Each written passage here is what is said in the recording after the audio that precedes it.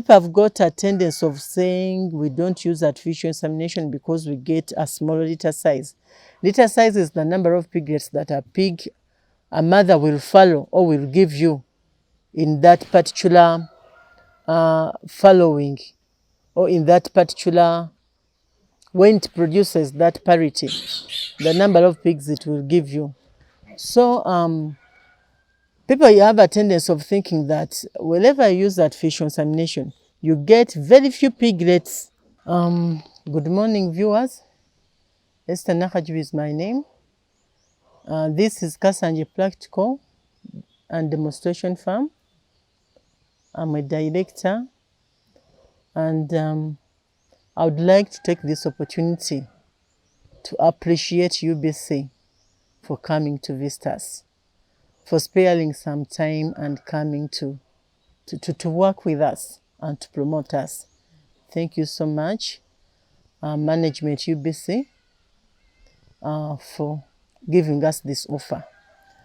At Kasanje Practical and Demonstration Farm, we do pig production as one of the enterprises that the farm has. And right now where we are seated is where the piggery enterprise is. The piggery enterprise is fenced off.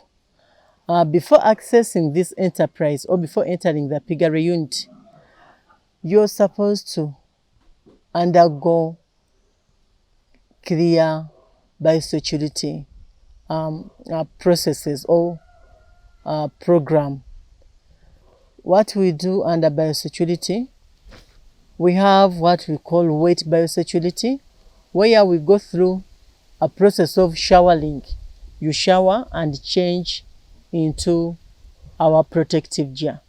You leave everything that you've come with from wherever you come from. Actually, we rarely allow people into the piggery unit. But if you have to enter or if you have to access the unit, then you have to go through all that process in order for you to access our pigs.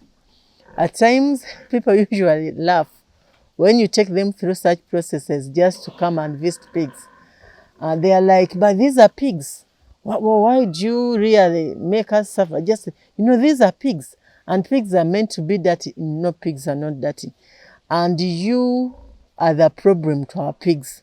In case we just allow you in minus observing biosecurity, the chances are very high that you might bring us diseases, for example, African swine fever, which can be very dangerous to our section. So what we do, we usually do what we call wet biosecurity, and after that, we change into protective gear, like the way you see me dressed all. I've changed into the protective gear.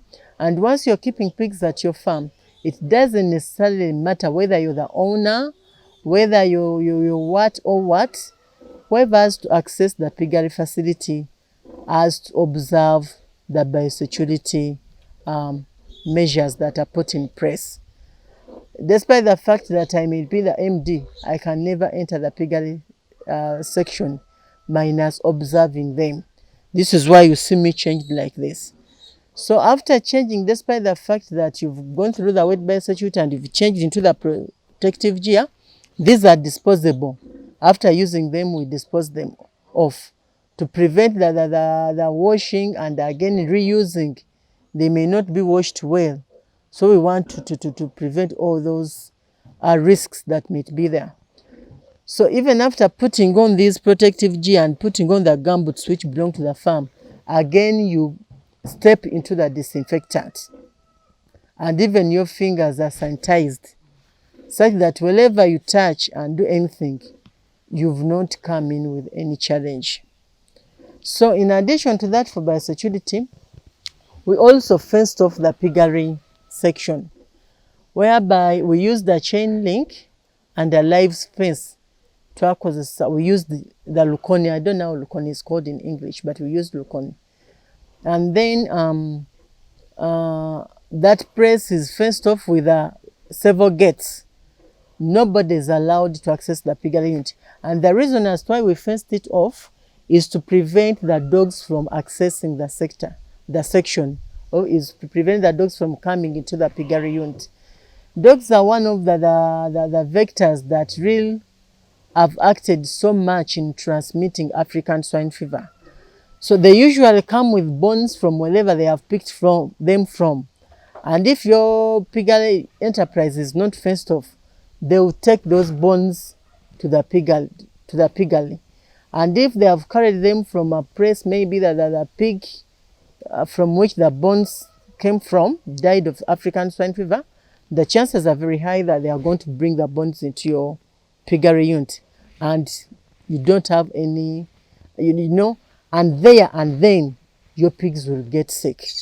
And the other issue is that once the dogs defecate and you step into their feces and then move into your unit, minus disinfecting, the chances are very high that you can still take the virus to your pigs and then you kill all of them. So to prevent the dogs from coming close, that's why we fenced off.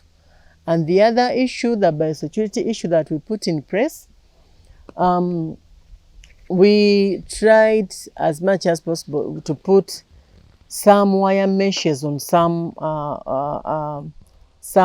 sties to prevent the birds from entering. And the other issue is that we don't use rainwater to water our pigs or to give them drinking water or to clean the pens, because we are not sure that the birds always come and rest on the sty, on the roof. So if you use the rainwater, the chances are very high that you might infect your pigs. So what we do still as a biosecurity measure, we use water that we get from a shallow well, which we dug. Water from down there is very safe. We know it has not been contaminated by anything. So we are sure of having proper biosecurity there. Then here at Kasanje Practical and Demonstration Farm, we keep Cambra. The breeds we keep are Cambra and Duroc. The Duroc we imported Duroc males from South Africa, actually from Denmark, but they referred us to their branch in South Africa. So we imported them from Denmark, and these are the ones from which we collect semen, which semen we sell to farmers, and we also use to inseminate our females. About that semen, I would like to make a clarity. People have got a tendency of saying we don't use artificial insemination because we get a small litter size. Litter size is the number of piglets that a mother will follow or will give you in that particular following, or in that particular, when it produces that parity, the number of pigs it will give you. So people have a tendency of thinking that whenever you use artificial insemination, you get very few piglets, which is not right. And believe me, you've seen it.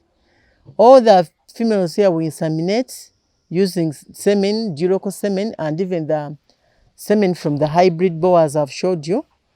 We usually get 13, 15 piglets born alive. So I want people to understand that the success of AI depends on the quality of semen you've produced.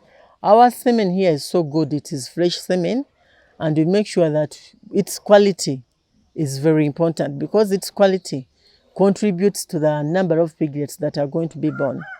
And the other issue we do here is that we encourage use of, we adopt what we call a AMPM rule.